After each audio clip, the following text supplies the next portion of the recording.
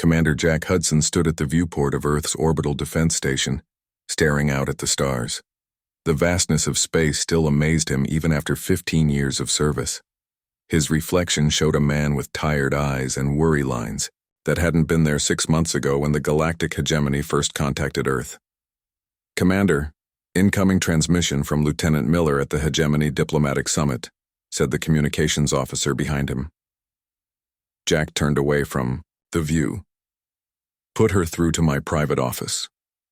In his small office, Jack activated the secure channel. Lieutenant Kate Miller's face appeared on screen, her expression grim despite the ornate alien architecture visible behind her. "Commander Hudson, the summit just concluded. It went exactly as we feared," she said, keeping her voice low. Jack's stomach tightened. "They dismissed our defense capabilities? Worse than dismissed? They laughed, sir. Literally laughed." Kate's eyes flashed with anger.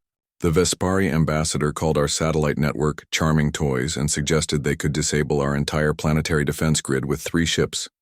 Jack rubbed his forehead. "Did you get it recorded?" "Every second." Kate glanced over her shoulder. "The Hegemony Council has officially categorized Earth as a Class 3 negligible threat in their records. They're giving us 6 months to voluntarily integrate into their protection network."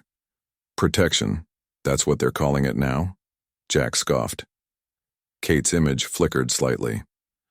"Based on what I've learned from other junior species representatives, integration means resource extraction rights and limited self-governance.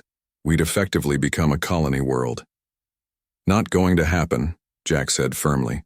"The Hegemony doesn't seem to think we have a choice." Kate paused, then added, "I'm transmitting the full summit recording now. The way they spoke about us, sir. Like we're children who don't understand how the universe works." Jack's terminal beeped as the encrypted files arrived. "Good work, Lieutenant. Keep your eyes and ears open at the reception tonight.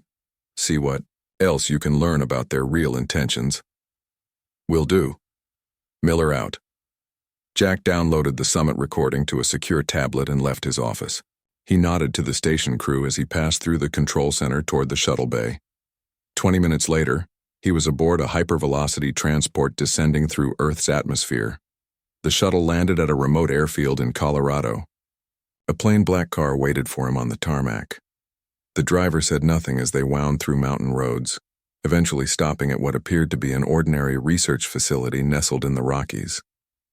Jack passed through 5 security checkpoints before reaching the elevator that would take him to the real facility, nearly a mile beneath the mountain. As the elevator descended, he reviewed portions of the recording, his jaw tightening at the condescending tone of the alien representatives. The Vespari ambassador's voice filled the small space. "Earth has demonstrated reasonable technological advancement for their development timeline, but their defensive capabilities remain at least 3 centuries behind minimum hegemony standards. Their energy output readings suggest no capacity for sustained interstellar conflict." Laughter followed his assessment. A female voice with the musical tones of the Alderon species added, "Their most advanced warships use chemical propellants and nuclear fission. How quaint." More laughter. The elevator doors opened to reveal a vast underground cavern so large that its far walls disappeared in the distance. Jack stepped out onto a viewing platform that overlooked the enormous space. Below him, thousands of workers moved around a massive structure that filled the center of the cavern. "They're ahead of schedule," said a voice beside him. Dr. Alan Price had approached so quietly that Jack hadn't noticed him. The scientist's eyes gleamed with pride as he gazed down at the project. "Will it be ready?" Jack asked without preamble. "In 4 months," Alan replied confidently. "We've solved the propulsion system issues. The adaptive hull material is performing beyond expectations in tests. The weapon systems," he smiled, "well, those you need to see for yourself." Jack handed him the tablet. "The Hegemony has given Earth 6 months to surrender our independence." Alan watched a few moments of the recording, his expression darkening. "They really have no idea, do they?" "That's the one advantage we still have," Jack said. "They believe. Their scans tell them everything about our capabilities." They began walking along the platform toward a lift that would take them down to the main floor. The quantum masking technology is held then? Alan asked. Jack nodded. Not a single hegemony scan has penetrated the energy distortion field around this facility or the others. As far as they know, this mountain is exactly what it appears to be on the surface.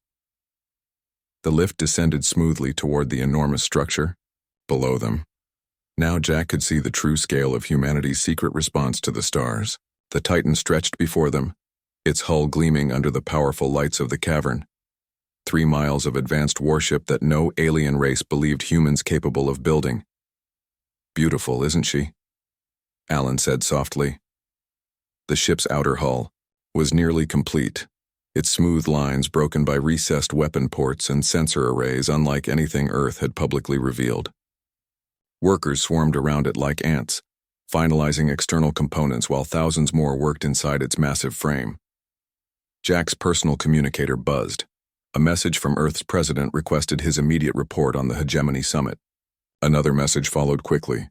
Intelligence had detected unusual movements from hegemony fleets in nearby sectors. They're not waiting the full 6 months, Jack muttered. Alan looked alarmed. But the Titan still needs... I know. Jack's mind raced through contingencies. We need to accelerate the timeline, pull in personnel from the Jupiter and Mars facilities if necessary. The Titan needs to be operational in 3 months, not 4. They reached the main floor and walked toward an entry port in the massive ship's side. Commander Hudson, called a voice from behind them. Jack turned to see Chief Engineer Olivia Ward approaching, her uniform bearing the stains of someone who worked alongside her team rather than just directing them. Chief Ward, Jack acknowledged. The timeline just got shorter. Olivia didn't look surprised. Those arrogant aliens getting pushy, sir? You could say that. Jack glanced up at the towering hull beside them. How quickly can you get the main systems online if we have to launch early? Olivia considered for a moment. The weapons, propulsion, and life support are our priorities. If we focus entirely on those and delay the secondary systems, maybe 12 weeks at the earliest.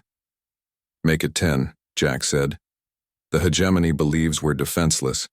Their laughter at that summit tells me they're not taking us seriously as a threat. That's the only advantage we've got left. Olivia nodded grimly. We'll make it work, sir. The Titan will fly. As they entered the ship, Jack felt the weight of responsibility pressing down on him. The hegemony had dismissed Earth as primitive and weak. In 10 weeks, they would learn just how dangerous that assumption had been. 10 weeks passed in a blur of activity. The underground facility never slept as workers rotated through shifts, racing against time to complete the Titan. The enormous cavern echoed with the sounds of construction around the clock. Chief Engineer Olivia Ward hadn't left the facility in over a month. She moved from section to section of the massive warship, personally checking critical systems. Dark circles shadowed her eyes, but determination kept her going. Status report, she said, entering the engine room where her team was making final adjustments to the revolutionary propulsion system. The gravity drive is operating at 97% efficiency, replied her assistant. We're still having minor power fluctuations in the secondary cooling systems, but nothing that would prevent launch. Olivia nodded and checked the readings on her tablet. The Titan's engine design was unlike anything humans had publicly revealed. While Earth's known ships relied on nuclear fusion, the Titan harnessed principles of physics that the hegemony believed humans wouldn't discover for centuries. Her communicator buzzed. Ward here. Chief, we need you on the bridge. Commander Hudson's voice came through. General Daniels has arrived for the final inspection. Olivia took a quick lift to the command deck. The Titan's bridge was vast compared to traditional Earth, vessels designed to accommodate advanced systems that could process information faster than any previous human computer. General Frank Daniels stood with his hands clasped behind his back, listening to Commander Hudson's report. The general's presence meant things had escalated further. As head of Earth's Unified Defense Command, he rarely left headquarters unless a situation was critical. Chief Ward, General Daniels greeted her with a nod. I've been hearing good things about your team's progress. We're nearly ready, sir, she replied.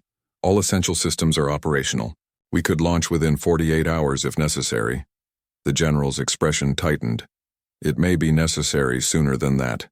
Lieutenant Miller has sent new intelligence from the Hegemony Summit. The Vespari have moved up their timeline. Their integration fleet is already on its way. Commander Hudson pulled up a holographic display showing the positions of approaching Hegemony vessels. 20 battle cruisers and 50 support ships. They'll reach Earth in 5 days. 5 days? Olivia's stomach dropped. We still need final weapon calibrations and... You have 3 days, General Daniels cut in. The Titan needs to be in position before they arrive. Commander Hudson expanded the hologram to show their solar system. We'll position the Titan here, hidden within Saturn's rings. The mineral content will help mask any remaining energy signatures our quantum shielding doesn't cover. What about the crew? Olivia asked. We haven't completed the full training. Rotations. Only essential personnel will board for this mission, the general said. Tactical, engineering, medical, and command. 300 people instead of the planned 1,000. The door to the bridge slid open, and Lieutenant Joe Collins entered with another officer, Lisa Tran.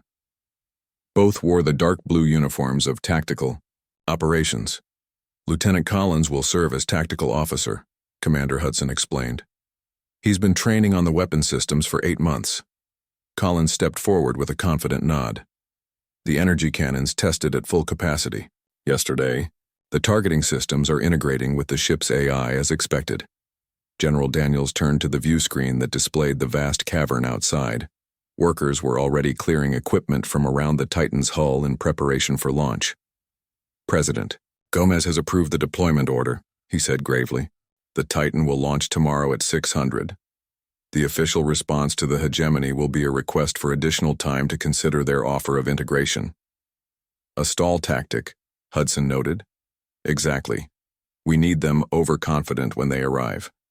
The general looked at each of them in turn. You all understand what's at stake here. If the Titan fails, Earth loses its independence.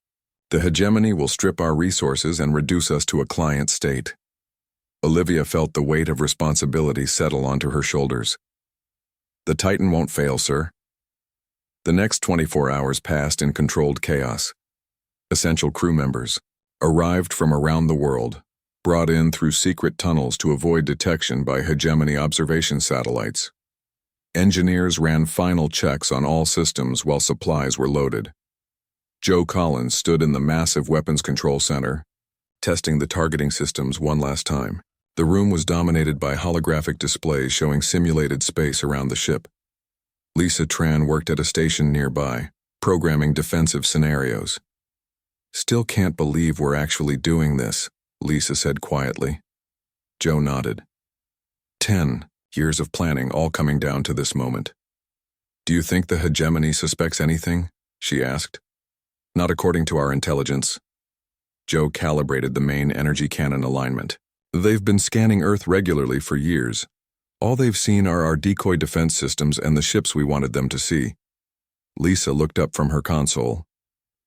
It's kind of genius when you think about it. While they watched our public, space program build basic ships, we were constructing something they couldn't even imagine. Humanity's best trick, Joe agreed. Looking harmless until it's time not to be. On the bridge, Commander Hudson reviewed the launch sequence with his officers. The Titan would use a massive elevator system to reach the surface, then its gravity drive would activate, allowing it to leave Earth's atmosphere with minimal energy signature. Departure in 6 hours, Hudson announced. All departments report readiness status. Throughout the ship, crew members made final preparations.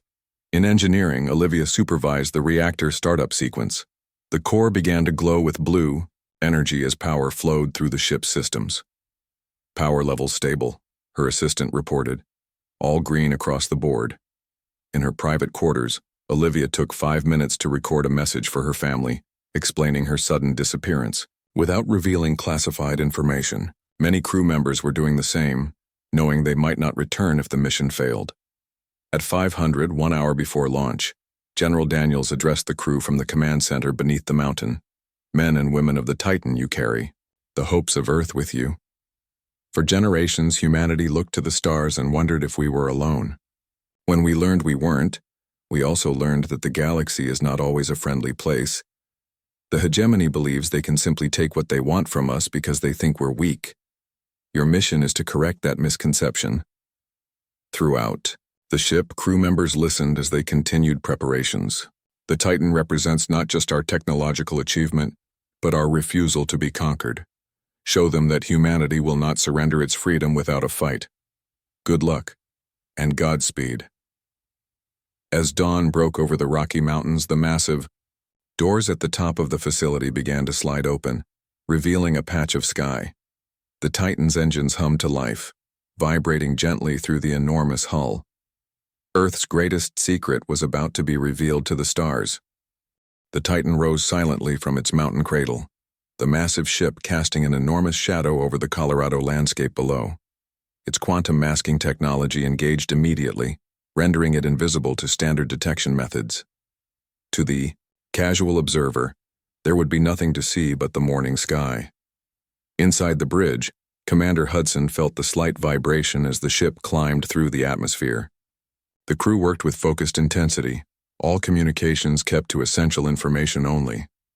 Passing 60,000 feet, reported the navigation officer. Atmospheric exit in 45 seconds. Hudson nodded. Prepare gravity drive for activation. On my mark. The view screens showed the blue sky darkening as they ascended, stars becoming visible as they reached the edge of space. Earth curved away beneath them, beautiful and vulnerable. Mark, Hudson ordered once they cleared the atmosphere. Deep. Within the Titan, the revolutionary drive system engaged. Unlike conventional engines that left obvious energy trails, the gravity drive created a localized distortion that pulled the ship forward without visible exhaust or radiation signatures. Gravity drive functioning at optimal levels, Chief Engineer. Ward reported from engineering. We're running silent, Commander. Hudson allowed himself a brief smile. Set course for Saturn. Keep us in Earth's shadow as long as possible. The journey to Saturn would take just under 12 hours at their current speed, a fraction of the time it would take any publicly known human vessel. The crew settled into their stations, each person aware of the historic nature of their mission. In the tactical center, Joe Collins and Lisa Tran monitored the defensive systems. The holographic displays showed no sign of hegemony scouts in their vicinity. So far, so good, Lisa said quietly. No indication they've detected our launch. Joe checked the weapons readiness displays. All offensive systems green, shield generators at full capacity. Do you think they'll fire first? Lisa asked, her voice lower. Joe considered the question. Based on their approach vector and formation, they're expecting minimal resistance. They'll probably try to intimidate us with a show of force first. On the other side of the solar system, Admiral Zarkesh stood on the command deck of the Hegemony flagship, studying the holographic display of Earth's solar system. His fleet moved in perfect formation, 20 battle cruisers and 50 support vessels arranged in the traditional conquest pattern. Status report, he ordered. All systems optimal, Admiral, his second-in-command responded. We will reach Earth orbit in approximately 4 days. The Admiral nodded in satisfaction. Any update on Earth's response to our integration notice? They have requested additional time to consider the offer. Their president claims they need to consult with various national leaders. Zarkesh made a dismissive gesture with his forefingered hand. A delaying tactic, typical of species at their development stage. They hope their primitive defenses will somehow improve in the meantime. Should we expect resistance, Admiral? Asked a junior officer. The Admiral laughed, a sound like stones sliding together. Their most advanced warships use nuclear fusion, drives and chemical weapons. Our scans showed nothing that could threaten even one of our support vessels. He turned to his communications officer. Send word to the Council that the integration of Earth proceeds as planned. We expect minimal resistance and will establish administrative control within their lunar orbit. Back on the Titan, the hours passed as they moved silently through the solar system. The crew rotated through shifts, maintaining constant vigilance. In her quarters, Olivia reviewed engineering reports, searching for any potential issues that might compromise their mission. Her door chimed and Commander Hudson entered when invited. Chief Ward, how are we holding up? He asked. Olivia gestured to her displays. The gravity drive is performing better than expected. We're actually ahead of schedule. My team is monitoring the power distribution systems continuously. Hudson sat across from her. And the weapons systems? Energy reserves at full capacity. Lieutenant Collins has completed the final calibrations on the main cannons. She paused. We're as ready as we can be, Commander. Hudson nodded thoughtfully. In 8 hours, we'll reach Saturn's rings and power down to minimal systems, then we wait. The hardest part, Olivia noted. Indeed. Hudson stood and moved to her viewport, looking out at the stars. Did you know that throughout human history, smaller nations often survived alongside empires by appearing less threatening than they were? A strategy we've applied to our position in the galaxy, Olivia said. Exactly. Hudson turned back to her. For 10 years, we've shown the hegemony exactly what they expected to see. A young species taking its first tentative steps into space, technologically inferior and no threat to their dominance. While building the Titan in secret, Olivia finished. And the other 3 ships at the Luna, Mars, and Jupiter facilities, Hudson added. The hegemony has no idea what they're about to face. As the Titan approached Saturn, the enormous gas giant filled their view screens. It's magnificent. Rings provided the perfect hiding place, a chaotic mix of ice, rock, and dust that would further mask their presence. Entering ring system, announced the navigation officer. Reducing speed. Hudson returned to the bridge and took his command chair. Take us deeper into the rings. Position us here. He indicated a particularly dense section on the display, the IB. Titan slipped between chunks of ice and rock, its massive hull dwarfing even the larger fragments. Once in position, Hudson gave the order to power down all non-essential systems. Now we wait, he told his crew. The hegemony fleet will reach Earth in 3 days. When they do, we'll be ready. In her quarters, Lieutenant Kate Miller prepared for her return to Earth. As the diplomatic liaison, she would be dropped off by a stealth shuttle before the Titan took its position. Her mission was crucial. She would provide real-time intelligence from within the hegemony delegation. Lieutenant Miller to the shuttle bay, came the announcement over the comm system. Kate gathered her diplomatic credentials and took one last look at her quarters. The next time she saw the Titan, it would either be as part of a victory celebration or not at all. Commander Hudson met her at the shuttle bay. Remember, Lieutenant, maintain your cover at all costs. The hegemony must believe Earth is considering their offer until the last possible moment. Understood, Commander. She squared her shoulders. I'll keep you informed of their plans and positions. Good luck, Kate, Hudson said, using her first name in a rare moment of informality. The stealth shuttle departed the Titan silently, carrying Kate back toward Earth while the massive warship settled deeper into Saturn's rings. There it would wait, a predator poised to strike when the hegemony least expected it. On Earth, President Maria Gomez addressed the United Earth Council, her expression grave. The hegemony fleet will arrive in 3 days. They expect our surrender. They will receive something quite different. The hegemony fleet arrived in Earth's orbit with a display of overwhelming force. Their massive ships moved into position around the planet, their formation designed to intimidate. Smaller vessels broke away to take positions near Earth's moon and major defense satellites. Admiral Zarkesh stood proudly on his command deck, looking down at the blue planet through the massive view screen. Such a prize, he murmured. Rich in resources and strategically positioned. The Council will be pleased. His second-in-command approached with a data tablet. All vessels report ready, Admiral.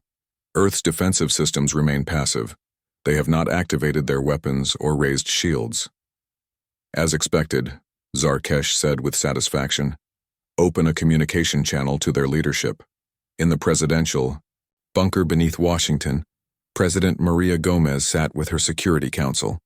The screens around them showed the positions of the hegemony fleet. On one monitor, Lieutenant Kate Miller appeared, transmitting secretly from within the hegemony diplomatic vessel. They're preparing to issue the final ultimatum, Kate reported in a whisper. Admiral Zarkesh seems completely confident. There's no indication they suspect anything. President Gomez nodded. Good work, Lieutenant. Stay safe. Another screen lit up with an incoming transmission. The hegemony is hailing us, Madam President. Put them through, she ordered, straightening in her chair. Admiral Zarkesh's alien face filled the screen. His scaled skin glistened under the lights of his command deck, and his yellow eyes narrowed as he regarded the human leader. President Gomez of Earth, he began formally. The integration fleet of the Galactic Hegemony has arrived as scheduled. Your time for consideration has expired. The hegemony now requires your formal surrender and acceptance of our terms. The president met his gaze calmly. Admiral Zarkesh, Earth thanks you for the generous offer of integration. However, we must respectfully decline. Earth wishes to maintain its independence. The admiral's expression hardened. Perhaps you misunderstand the situation, President Gomez.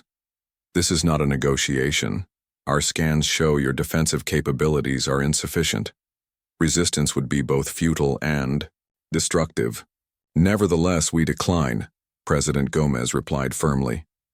Zarkesh made a sharp gesture, and the transmission cut. On his command deck, the admiral turned to his weapons officer.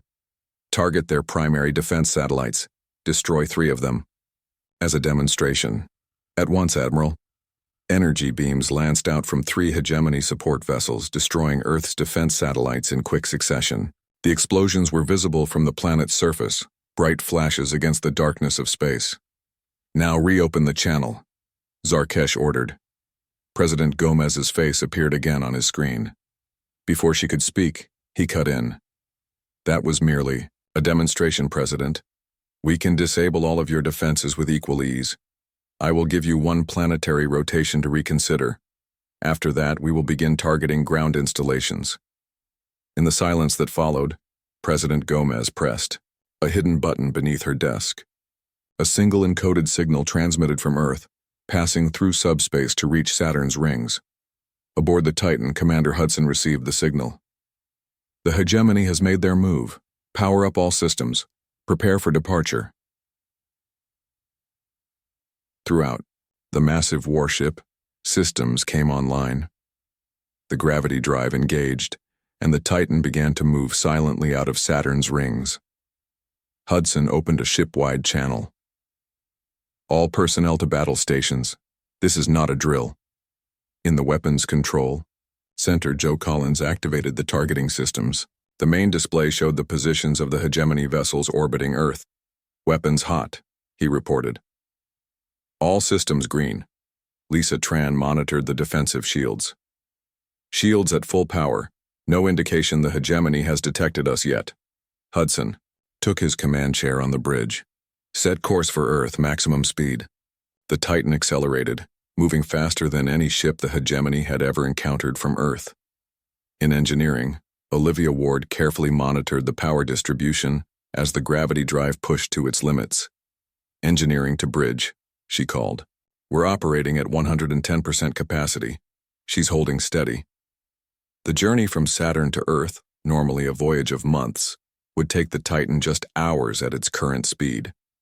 Hudson studied the tactical displays, noting the positions of each hegemony vessel. We'll approach from behind Mars, he decided. The planet will mask our approach until the last moment. The Titan raced through the solar system, a shadow moving, so quickly that even if detected, most sensors would register only a momentary anomaly. Back on Earth, Kate Miller slipped away from the hegemony diplomatic reception. Finding a secure room, she activated her hidden communicator. Miller to command. The hegemony is preparing for a ground assault. They've identified key military installations as primary targets. In the presidential bunker, this information was relayed to President Gomez. She nodded grimly. They're right on schedule. Is the Titan in position? Approaching Mars now, Madam President. ETA to Earth orbit, 47 minutes. On the hegemony flagship, a junior sensor officer frowned at his display. Admiral, I'm detecting an anomaly. Near Mars. Zarkesh glanced over. Specify. Some kind of energy distortion. It disappeared almost immediately. Probably just solar interference. The Admiral waved dismissively. Continue monitoring Earth's defenses. They may attempt some desperate measure. The sensor officer returned to his station, but the anomaly bothered him. Something about the energy signature didn't match any known natural phenomenon. The Titan slipped behind Mars, using the red planet's bulk to shield its approach. On the bridge, Hudson watched as Earth grew larger on their view screens. 20 minutes to optimal firing range, Joe Collins reported from Tactical. Hudson nodded. Prepare to decloak on my mark. Target their rearguard vessels first. Throughout the ship, the crew made final preparations. In engineering, Olivia ran a last check on the weapons power systems, diverting additional power to forward shields. She told her team, "Be ready to redistribute on my command." The minutes ticked by as the Titan closed the distance to Earth. The hegemony fleet remained in formation, completely unaware of the threat approaching from behind. 5 minutes to optimal range, Collins announced. Hudson opened a channel to the entire ship. "All hands, this is the commander. In 5 minutes, we reveal ourselves to the hegemony. Remember your training. Remember what we fight for. Earth is counting on us." On the hegemony flagship, alarm suddenly blared. The sensor officer stared at his display in shock. "Admiral, massive energy signature approaching from behind Mars." Zarkesh spun around. "What? Show me." The main view screen shifted to show the space behind their fleet. At first there was nothing. Then, like a predator emerging from camouflage, an enormous ship appeared. 3 miles of advanced warship, far larger than anything the humans had previously revealed. "What is that?" the Admiral demanded, his confidence crumbling for the first time. Before anyone could answer, 3 of his rearguard vessels suddenly lost power, their systems disabled by precisely targeted energy pulses from the Titan. "Human vessel approaching," shouted his tactical officer. "Size and configuration unknown. Weapon signatures off the scale." The Titan moved into position, its massive form dwarfing even the hegemony's largest battlecruisers. On the bridge, Hudson gave the order they had all been waiting for. "Open a channel to the hegemony flagship." Admiral Zarkesh stared at the massive human warship on his view screen, his mind struggling to accept what his eyes were seeing. The vessel was unlike any human design previously observed, sleek, enormous, and radiating power that his sensors couldn't even properly measure. "Incoming transmission from the human vessel," his communications officer reported, voice shaking. "Put it through," Zarkesh ordered, trying to maintain his composure. The screen changed to show a human female seated in what was clearly the command chair of the vessel's bridge. Her uniform was different from those worn by Earth's known military forces. "This is Captain Diane Peterson of the Earth vessel Titan," she announced calmly. "Your fleet is now surrounded, and your rearguard has been neutralized without casualties. The Galactic hegemony has gravely miscalculated Earth's defensive capabilities and our willingness to maintain our independence." Zarkesh struggled to find words. This is impossible. Our intelligence indicated—" "Your intelligence saw exactly what we wanted you to see," Captain Peterson interrupted. "For generations, Earth has understood that in a hostile galaxy, appearing weak is dangerous. We chose to hide our true technological level while we prepared our defenses." The Admiral's tactical officer approached urgently. "Admiral, scans show weapon systems far beyond what humans should possess. Their defensive shielding appears impenetrable to our standard weapons. And there are energy signatures we cannot identify." On the Titan's bridge, the crew maintained perfect discipline, despite the historic nature of the moment. Joe Collins monitored the tactical display from his station. "Hegemony vessels are shifting formation," he reported. "They appear to be moving to surround us." Captain Peterson nodded. "As expected. Open channels to our other vessels." 3 additional screens activated on the command display. Each showed the bridge of another massive warship similar to the Titan. "Aurora, Defender, Sentinel, status report," Peterson ordered. Aurora in position behind the hegemony fleet, came the first response. Weapons locked on their command vessels. "Defender holding position near Earth's moon," reported the second. "Captain, ready to intercept any vessels that break formation." "Sentinel maintaining orbit around Mars," said the third. "All systems green." Peterson turned back to the main screen, where Admiral Zarkesh watched with increasing horror. As you can see, Admiral, the Titan is not alone. Earth's defensive fleet is now fully operational. In the presidential bunker, President Gomez and her council watched the encounter with tense anticipation. Earth's long-planned strategy was unfolding perfectly. The secret shipyards at Luna, Mars, and Jupiter had each produced a vessel of the Titan class, hidden from hegemony detection for years. On his flagship, Admiral Zarkesh fought to regain control of the situation. This changes nothing. The hegemony still possesses overwhelming force. Our fleet outnumbers yours 70-4. Quality over quantity, Admiral, Peterson replied. Allow me to demonstrate. She nodded to Joe Collins. Lieutenant, target weapons. Array on hegemony support vessel designation Alpha 7. Minimal power, precision strike. Collins entered the commands. Targeting complete, Captain. Fire. A beam of concentrated energy lanced out from the Titan, striking a hegemony support vessel with surgical precision. The beam didn't destroy the ship. Instead, it cut through the vessel's weapon systems only, leaving life support and other essential systems untouched.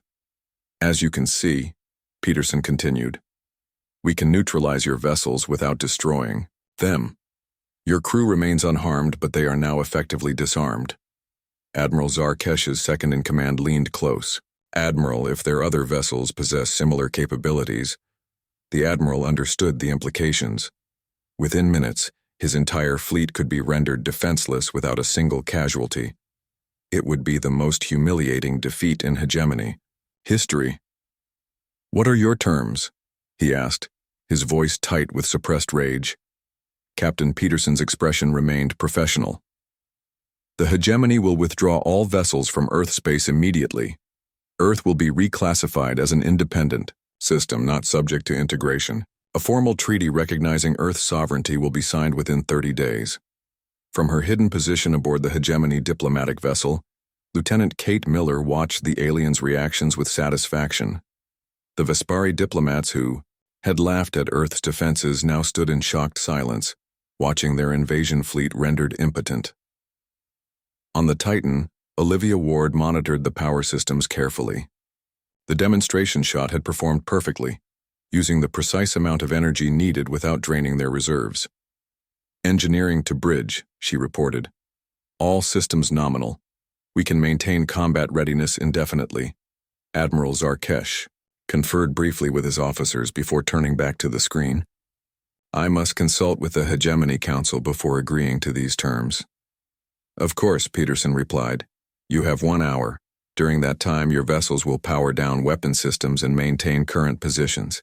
Any ship that powers weapons or attempts to leave formation will be immediately disabled. The communication ended and the Admiral slumped in his command chair. Contact the Council, he ordered grimly. The integration of Earth has encountered complications. On the Titan's bridge, Captain Peterson allowed herself a small smile. Well done, everyone. Maintain alert status. This isn't over yet. Commander Hudson approached her chair. The hegemony won't surrender so easily. They'll look for any advantage, any weakness. Let them look, Peterson replied confidently. We've spent a decade preparing for this moment. An hour later, Admiral Zarkesh requested to speak with Earth's leadership. In the presidential bunker, President Gomez took the call with Captain Peterson joining via secure link from the Titan. The Hegemony Council has reviewed the situation, Zarkesh began stiffly. We agree to withdraw our vessels from Earth space and to open formal negotiations regarding Earth's status within the galactic community. President Gomez nodded. A wise decision, Admiral. Earth looks forward to establishing relations based on mutual respect rather than intimidation. The Admiral couldn't hide his bitterness. How did you do it? Our scans, our intelligence, everything indicated primitive technology. A lesson from our own history, Gomez replied. Throughout Earth's past, smaller nations often survived alongside empires by appearing less threatening than they actually were. We applied that wisdom to our place in the galaxy. 1 week later, the first diplomatic summit between Earth and the Hegemony as equals took place aboard the Titan. Captain Peterson welcomed representatives from 12 hegemony species, along with delegates from several independent worlds who had expressed interest in alliances with Earth, now that its true strength was known. In the ship's grand conference room, President Gomez addressed the gathered dignitaries. Today marks a new chapter in humanity's journey among the stars. Earth does not seek dominance or conquest. We desired only to ensure that conquest of Earth was too costly to attempt. The Titan remained in orbit around Earth, a symbol of humanity's new status in the galaxy. In her quarters, Captain Peterson reviewed the ship's log, recording the historic events for future generations. The laughter of the galactic rulers has been silenced, she wrote, not through destruction or dominance, but by demonstrating that humanity will not be subjugated. The Titan and her sister ships stand not as weapons of aggression, but as guardians of a principle as old as human civilization itself, that freedom must sometimes be defended by strength, and that appearing weak invites predators. On Earth, citizens looked up at the night sky with new understanding. The stars were no longer just distant points of light. They were a neighborhood where humanity had finally earned respect.